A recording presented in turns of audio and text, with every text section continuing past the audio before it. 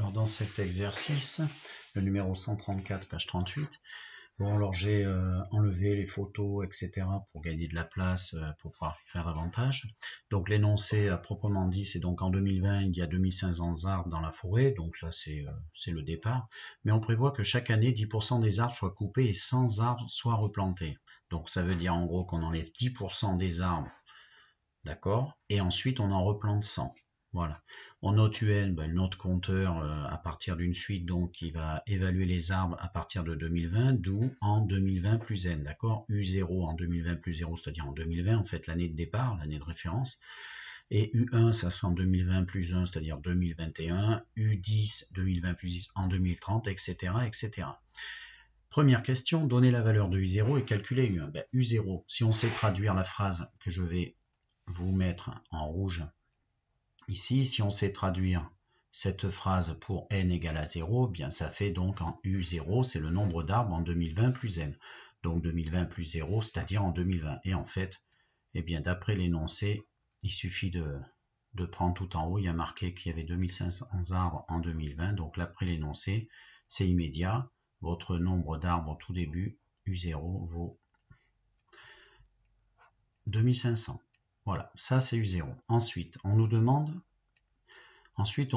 d'évaluer U1. Bon, mais pour calculer U1, il suffit de savoir ce qui s'est passé au cours de la première année. Donc U1, en fait, si on regarde bien ce qui est écrit en français que je vous ai décortiqué un petit peu au départ, on nous dit que chaque année, on prévoit de couper 10% des arbres. Alors si on nous coupe 10% des arbres, ça veut dire qu'en fait, il va nous en rester 90% des arbres précédents.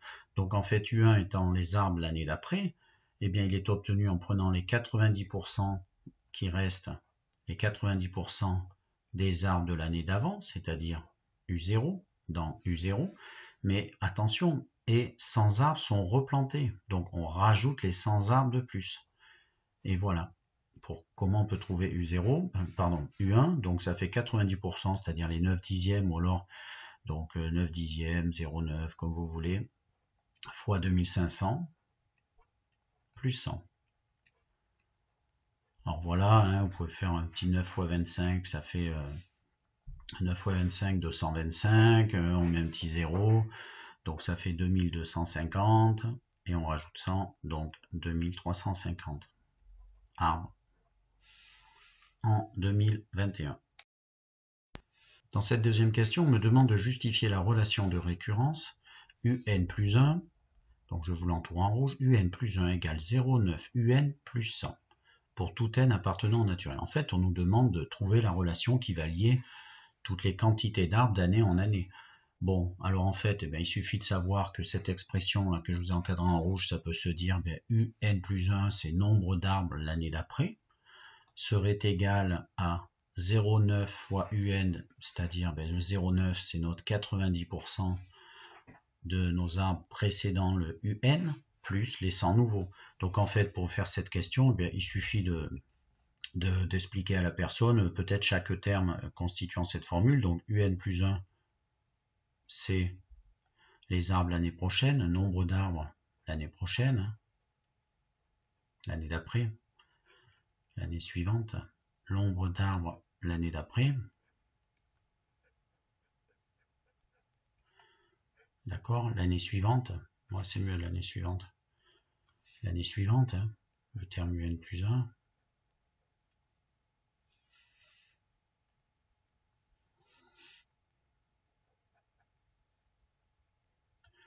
nombre d'arbres l'année suivante.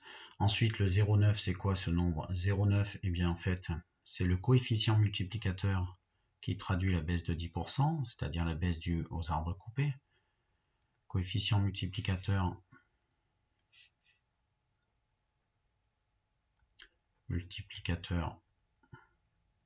qui traduit la baisse de 10%.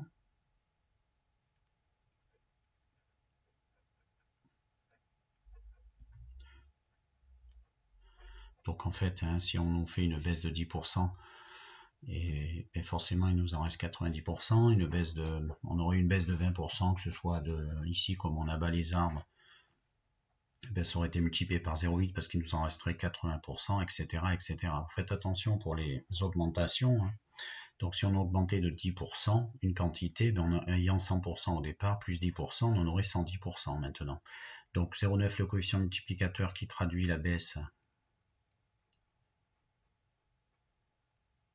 de 10%, la coupe en fait, tout ce qui a été éliminé.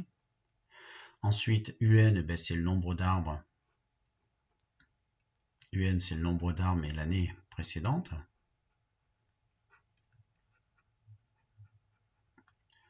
Donc suivant hein, n plus 1, l'indice, précédent n, par rapport à n plus 1, bien sûr, tout est relatif. Et puis le plus 100, ça représente quoi ce plus 100? Ben, ce plus 100, c'est les arbres qui ont été replantés. 100 arbres sont replantés. 100 arbres sont replantés chaque année.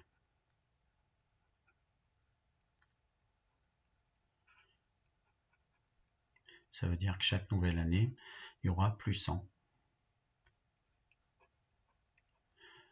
Voilà. Donc en fait, si on est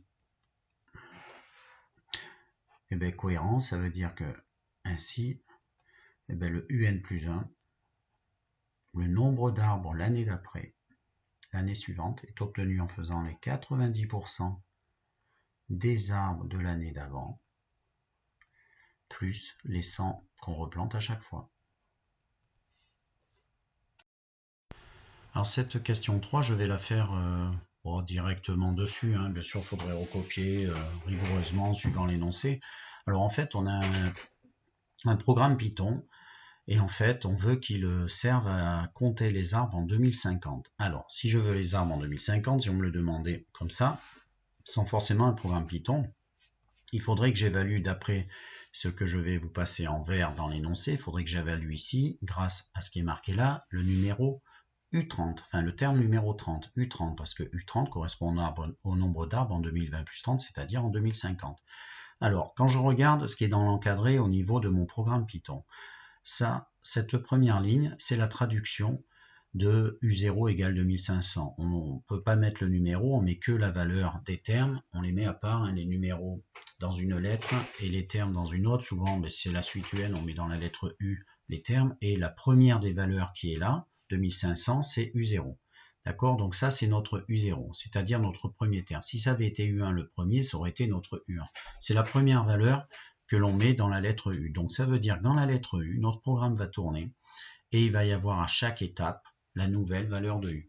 Alors, comme on doit calculer le numéro 30 et qu'on a notre relation de récurrence que j'ai entourée en rouge, là, tout en dessous, qui dit que le suivant est égal à 0,9 du précédent plus 100.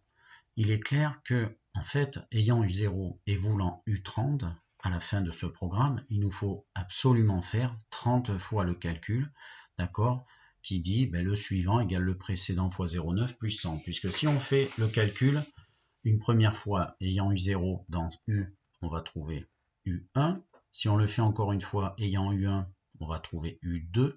Si on le fait 3 fois, on va trouver U3. Donc si on veut U30, il va falloir le faire 30 fois. On sait exactement combien doit tourner la boucle répétitive qui permet de calculer le terme suivant des U. Donc quand on sait le nombre de fois où ça doit tourner une boucle, on utilise une boucle pour. Alors la syntaxe d'une boucle pour en Python. Donc vous avez deux versions essentiellement, on va dire. Vous avez la première comme ici for i in range, et en fait ici dans ce range là, il faut mettre le nombre de fois où on veut que ça tourne. Donc il faut mettre le nombre de fois. Donc si vous voulez que ça tourne 20 fois, vous mettez in range 20. D'accord? Alors je vais vous mettre à côté une petite remarque là en dessous en rouge. On aurait pu écrire for i range. Bon, je laisse le gros point, c'est pas grave. Et là, des fois, on voit marquer la commande. On la voit écrite comme ça, et là, il y a marqué 1, par exemple, et là, 31. Alors, ça veut dire quoi? On fait attention.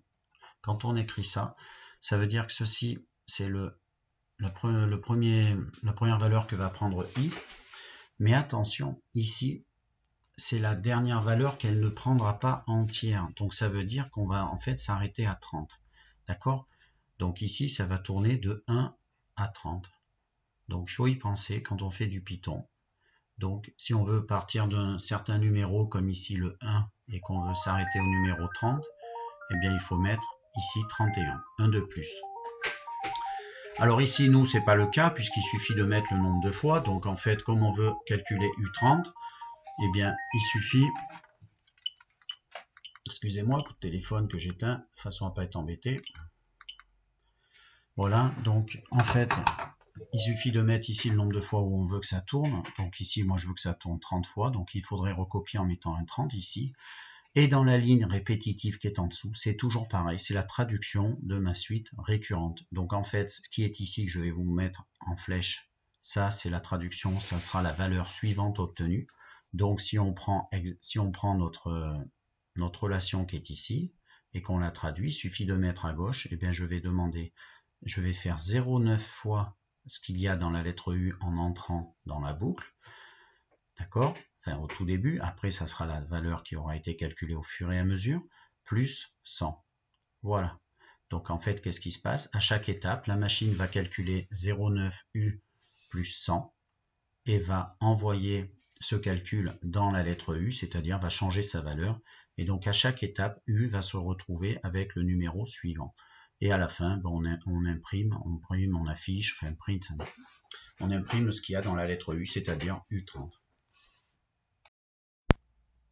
Alors, je vais attaquer maintenant la question B du 3, qui me demande d'évaluer ce nombre d'arbres en 2050, c'est-à-dire qu'il me faut la valeur de U30. Alors, il y a deux manières de faire ce genre de question. La première, avec le programme Python. Donc là, je vais appuyer sur PRGM, sur ma calculatrice. Donc moi, j'ai la Texas. On descend sur le 2, où on appuie directement sur le raccourci 2 pour avoir le Python, application. Et là, on fait édition d'un programme, nouveau programme. Donc vous avez en bas toutes les 5 boutons ici qui sont accessibles avec les menus qui sont juste en dessous du graphique, les boutons juste en dessous du graphique. Donc là, il faudrait faire nouveau, c'est-à-dire F3. Et puis ensuite, vous lancez dans l'écriture, donnez un petit nom. Donc moi, je l'ai appelé PRGM. Et ensuite, eh bien, vous l'éditez, vous l'écrivez. Alors moi, je vais aller directement sur l'édition pour gagner un peu de temps. Donc je suis arrivé là-dessus après avoir créé PRGM. Et là, je tape la lettre U, qui est, il faut d'abord taper en alpha U. Alors ensuite, tout ce qui est en rouge, les égales et les commandes spéciales. En bas, vous avez à gauche FNS. Donc ça correspond au bouton F1. Si on clique sur F1, vous avez ici en naviguant de gauche à droite toutes les possibilités. Donc vous voyez là, on est pour définir une fonction. Il faudra aller dans cet onglet-là. Ensuite, eh bien, le égal, regardez ici, c'est le bouton 1 de cette sous-partie. Pour le égal, faites attention, le bouton 2, c'est est-ce que c'est égal? C'est quand on fait des si alors, d'accord? On se pose la question. En fait, le 1, c'est l'affectation de x égale y, d'accord? Y va dans x. Alors que la deuxième, c'est est-ce que x est égal à y? Ne confondez pas, d'accord? Ensuite, vous avez les boutons liés aux listes, on ne va pas trop les utiliser. Les types de nombres qu'on va rentrer, il faudra aller taper ici ceux que l'on veut, entier, réel ou chaîne. Et en fait, les boutons qu'on va avoir besoin, effectivement, print ici vers la fin. Et modules, les modules de mathématiques où il y a plein de commandes à l'intérieur, de fonctions spéciales qu'il nous faudrait avoir écrit au début. Donc, je reviens, je m'échappe. Donc en fait, vous avez vu, donc F1, là j'ai tapé U, le égal que je vous ai montré tout à l'heure égale 2500 au clavier d'ici. Il n'y a que le égal qu'il faut aller chercher avec ce que je viens de vous montrer, FNS. Ensuite, la commande for, donc vous tapez entrée à la fin de chaque ligne, hein, et ça vous permet de revenir en bas. La commande for qui est en dessous, il faut également aller sur FNS, donc je le refais. Et si on regarde bien en se décalant, on a les commandes pour... non, elles sont pas là. Alors attendez, je me suis trompé. Pourtant, alors c'est que je suis allé trop vite, c'est sur les contrôles. Voilà, si elle y est. Voilà, alors nous, celle qui nous intéresse, c'est celle qui est en 4, vous voyez. Et celle que je vous ai parlé tout à l'heure, c'était la 5 en fait. Donc en 4, on va sur le bouton 4 directement, on la sélectionne, et la machine, va-t-elle faire? Elle va écrire directement for, in range, il n'y aura plus qu'à compléter, moi j'ai mis le 30 du coup. Et ça me met même les parenthèses et le 2 points. J'ai validé et je me retrouve à la ligne d'en dessous. Naturellement, la machine l'a mis en décalage et a décalé pour que ce soit à l'intérieur de la boucle pour. Donc là, j'ai réécrit avec le U, la lettre U égale 0,9. Vous mettez bien tous les symboles d'opération. 0,9 fois U plus 100. j'ai tapé sur entrée et le print, je suis allé le chercher comme je vous ai montré tout à l'heure. Voilà, alors maintenant, si on veut voir si ça fonctionne, eh bien, il faut l'exécuter.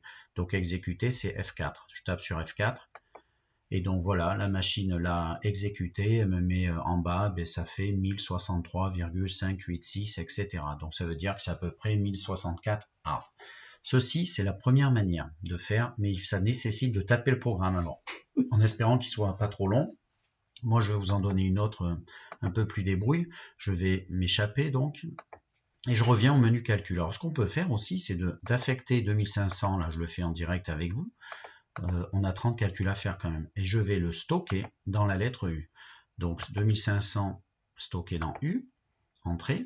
Ça y est, la machine dans U, elle a 2500. Et maintenant, je vais mettre la formule de récurrence. Je vais dire 0,9 fois ce qu'il y a dans la lettre U que possède la machine. Et bien sûr, je viens de lui mettre 2500 dans la variable U. 0,9 fois ce qu'il y a dans U plus 100. Je veux que tu le calcules et que tu le stockes dans U. Alors que va faire la machine quand je vais appuyer sur entrée? En fait, elle va me donner l'affichage de la nouvelle valeur de U. Donc là, c'est U1. Au fait, ça doit être en cohérence avec ce qu'on a fait tout à l'heure. Donc U1. Alors j'ai fait un calcul, il faut que j'en fasse 30. Alors ce que je vous propose, c'est que je vais compter là. J'ai fait 1, 2, 3, 4, 5, 6, 7, 8, 9, 10, 11, 12, 13, 14, 15, 16, 17, 18, 19, 20, 21, 22, 23, 24, 25, 26, 27, 28, 29, 30.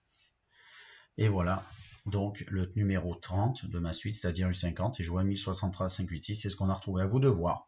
Maintenant, vous comptez à voix basse dans votre tête, et donc voilà la réponse à cette question qui est environ 1064 arbres. Alors voilà, je me rends compte qu'en attaquant la question suivante, qui devrait être la 4, ils ont mis un petit 3. Bon, ils ont fait une erreur de frappe dans ce livre, c'est pas grave, donc on va continuer, tant pis. Donc je vous ai marqué par écrit bien donc le résultat précédent. Je vous ai montré en machine comment le calculer de deux manières. Moi je pense qu'au niveau vitesse, j'irai pas taper le programme Python. Enfin, je crois que j'irai directement à faire la deuxième méthode, mais chacun fait comme il veut. Ça dépend, à vous de voir. Ça doit se valoir. Ça dépend de la longueur du programme. Alors maintenant, 3a, montrer par récurrence que pour tout n, 1000 plus petit ou égal à un plus 1, plus petit ou égal à un. Bon, ok, c'est un encadrement de un plus 1 par un et 1000, donc on va faire, comme on nous l'indique, faire une récurrence. Donc je vais mettre un petit a, même si c'est pas vraiment la question 3. Donc je présente mon travail, et donc soit Pn, la propriété, comme toujours, soit Pn, la propriété donc qui m'intéresse, moi c'est de montrer que 1000 est plus petit ou égal à un plus 1 qui est plus petit ou égal à un. Et attention de bien préciser à partir de quel n cela fonctionne. Donc pour tout n appartenant au naturel est marqué dans l'énoncé, donc ça veut dire pour n supérieur ou égal à 0. C'est toujours pareil, on fait d'abord ce qu'on appelle une initialisation. Et donc il faut constater est-ce que pour n égale ici 0 la première valeur, est-ce que ceci, ce qui est entre guillemets, est vrai. Donc attention, entre guillemets, il y a 1000, pour n égale à 0, il y a U1 et il y a U0. Donc que sait-on sur U1 et U0? Alors U0, on sait qu'il fait 2500, d'accord? Et U1, nous avons vu tout à l'heure qu'il faisait 2350.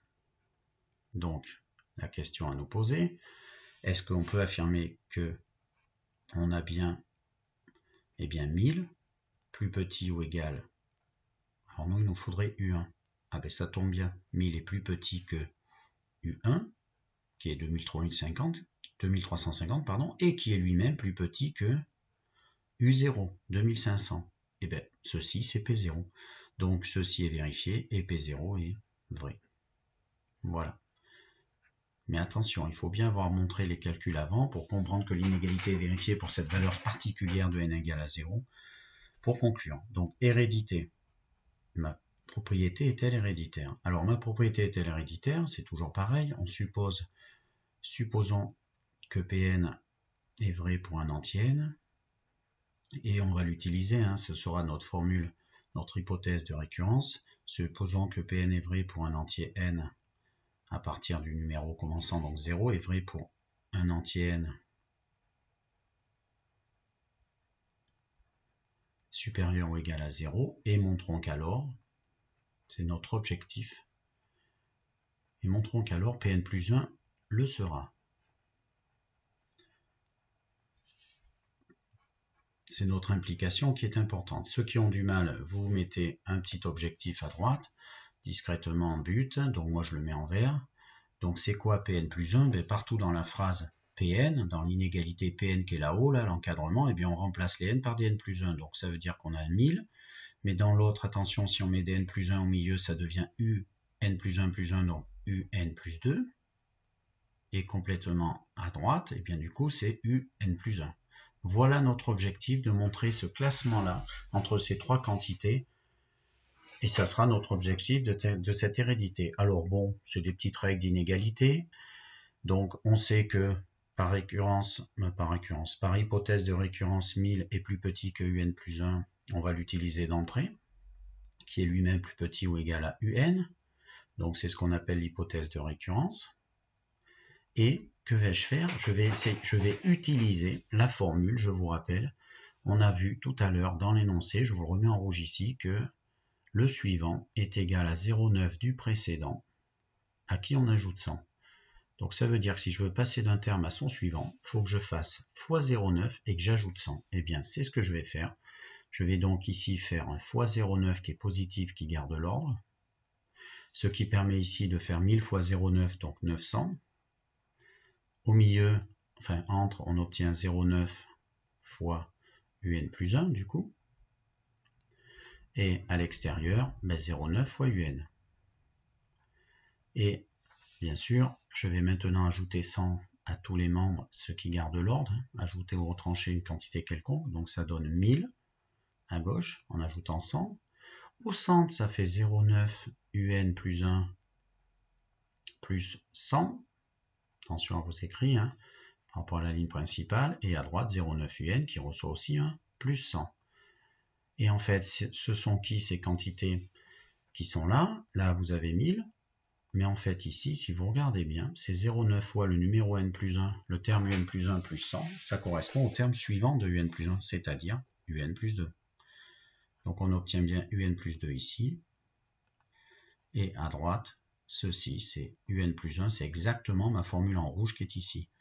Et en fait, vous avez bien réussi. Donc par implication successive en partant de l'hypothèse de récurrence, je suis bien arrivé à la déduction que donc Pn plus 1 sera vrai. Et donc ma propriété Pn est ainsi dite héréditaire.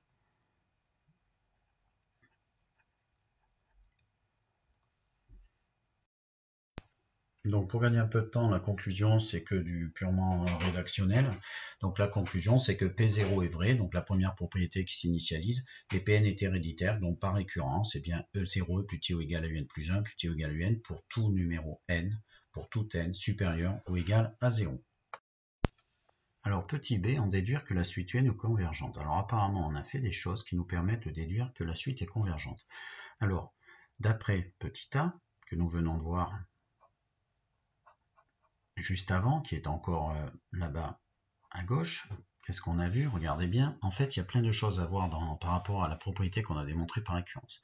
Déjà, regardez bien ici, tous les termes de votre suite, ils sont au-dessus de 1000. Donc c'est la notion de suite minorée.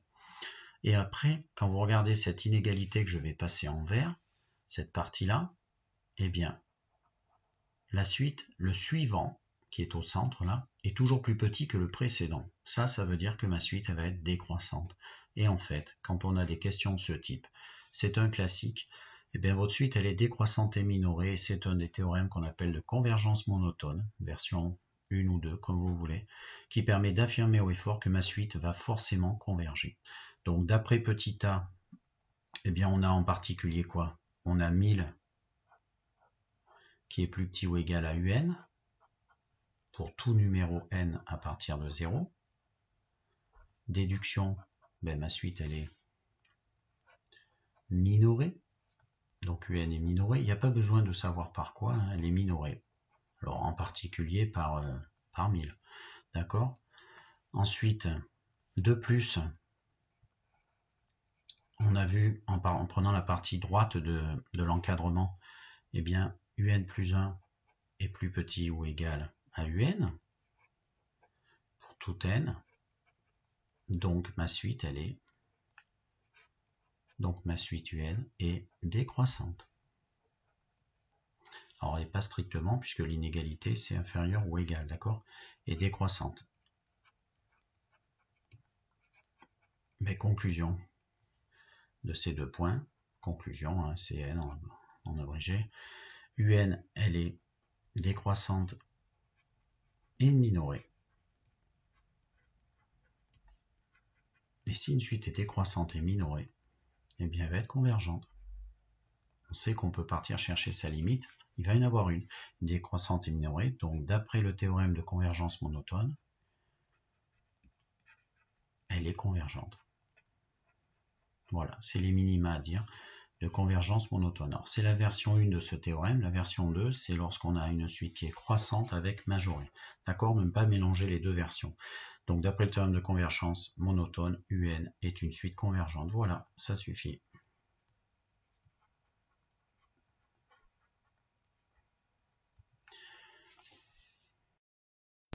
Alors, on attaque la partie 4 et il faut montrer que la suite Vn qui est égale à UN moins 1000, donc je vais le mettre un petit peu dans un coin, disons ici Vn, le terme Vn est égal au terme Un à qui j'enlève 1000. Donc il y a en fait une relation entre tous les termes de la suite Vv et des U.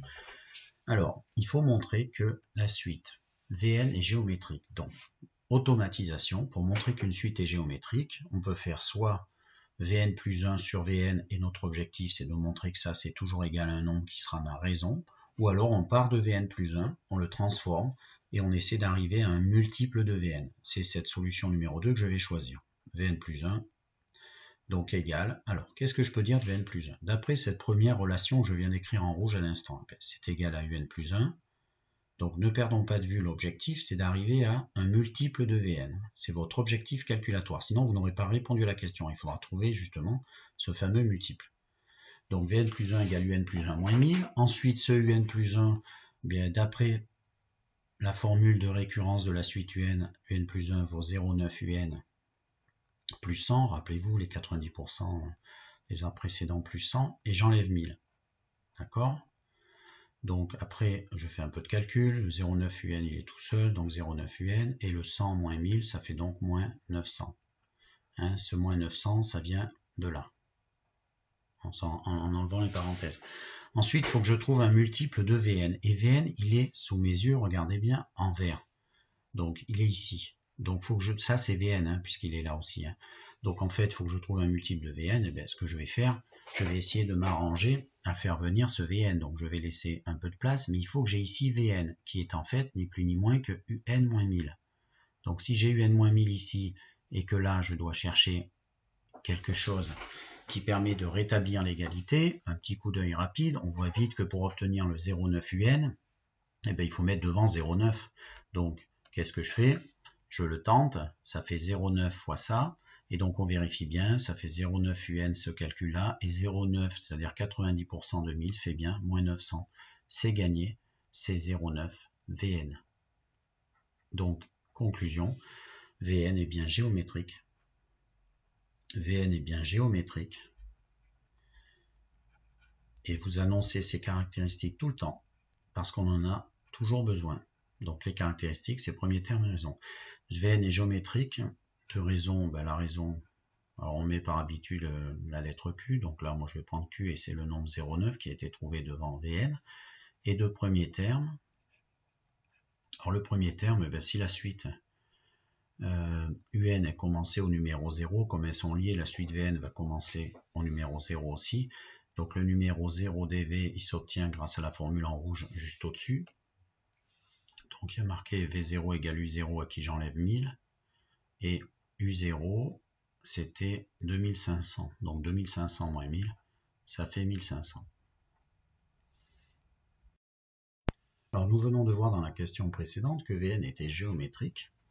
De premier terme 1500 et de raison 0,9. Donc on peut déduire sa formule explicite puisqu'elle fait partie de ces suites si spéciales que sont les géométriques et les arithmétiques.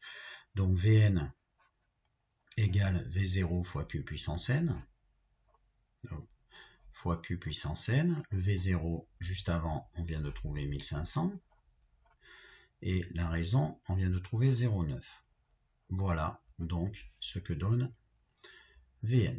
Voilà le terme numéro N de la suite des V. Et ensuite, on me demande de déduire celui de la suite Un. D'après l'énoncé, on a la relation Vn égale Un moins 1000. Donc, si Vn est égal à Un moins 1000 et que je viens de trouver à l'instant la formule explicite de Vn, eh bien je peux très bien en déduire par cette égalité celle de Un. Donc, si Vn égale Un moins 1000, ben, Un c'est Vn plus 1000. Et en fait, il suffit de rajouter 1000 à ce qui est en rouge juste avant. Et donc Vn sera obtenu en faisant 1500, pardon, pas Vn, mais Un 1500 fois 0,9 puissance n plus 1000. En fait, c'est toujours un classique de passer de l'un à l'autre après avoir trouvé tous les renseignements nécessaires sur l'une des deux suites, en l'occurrence Vn, qui était géométrique. Alors ça, c'était la question B. Et la question C, on me demande de trouver la limite de la suite UN, c'est-à-dire du dernier encadré. Alors la limite de la suite UN, si vous regardez bien, encore une fois, ça va être conditionné par la limite de ce que j'entoure ici. Il faut que je connaisse la limite de 0,9 puissance n. Et ça tombe bien, c'est les rappels d'exercice sur les suites géométriques. Il suffit de connaître la valeur, la position pardon, de 0,9 par rapport à moins 1, 1, et du coup 0,9 est entre moins 1 et 1. Donc 0,9 est compris entre moins 1 et 1. Donc cela signifie que la limite, il faut bien argumenter ce passage, hein, la limite de 0,9 à la puissance n lorsque n tend vers plus l'infini, et bien cette limite-là, c'est 0. Puis, par opération, eh bien, il suffit de finir, hein, on a 1500 fois ce résultat, donc ça va faire 1500 fois 0, et puis on ajoutera 100 après, et bien la limite de Un va donc être, lorsque n tend vers plus l'infini, 1500 fois 0 plus 1000, donc ça fait 1000. Alors déterminer la limite de la suite UN et interpréter dans le contexte de l'exercice, bon ben UN c'est quoi? Ça comptait le nombre d'arbres d'année en année à partir de 2020.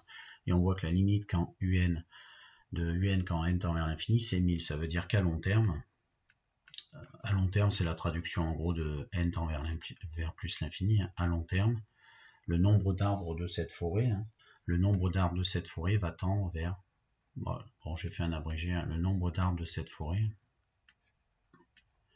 va tendre vers 1000. Voilà. Va s'approcher de 1000.